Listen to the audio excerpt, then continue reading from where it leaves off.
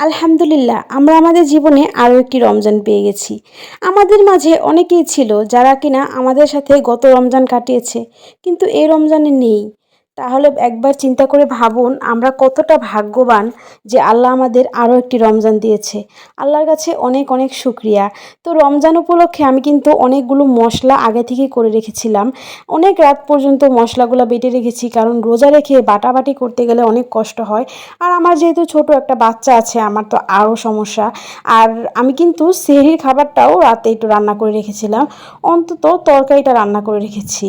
আর আমি রান্না করেছিলাম সেহরিতে ইলিশ মাছ টমেটো দিয়ে ভুনা করেছিলাম, শাক ভাজি করেছিলাম, টুকটাক এগুলোই করেছিলাম, কারণ সেহরিতে কিন্তু এত খাবার খেতে ইচ্ছে করে না। আর 2 আইটেম থাকলেই হয়। আর আমরা যেহেতু মানুষ অনেক কম বাড়িতে, তাই একটু কম কম রান্না করার চেষ্টা করি। আমার বেশি অপচয় করা একদমই ভালো লাগে না।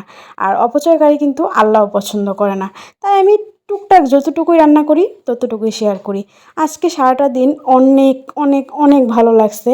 প্রথম রোজা কার কেমন লাগছে জানি না, আমার কিন্তু অনেক ভালো লাগছে।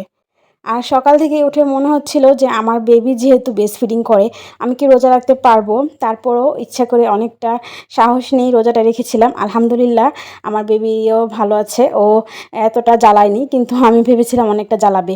আর সকাল সকাল কিন্তু রোজার মধ্যে যখনই জিলাপি ভাজা দেখে তখনই কিন্তু মনে হয় যে না, রমজান চলে আসছে। আমার কাছে তো অনেক ভালো লাগে এরকম জিলাপি ভাজা গরম গরম। আর জিলাপি গ্রান নাকে গেলে এত ভালো লাগে।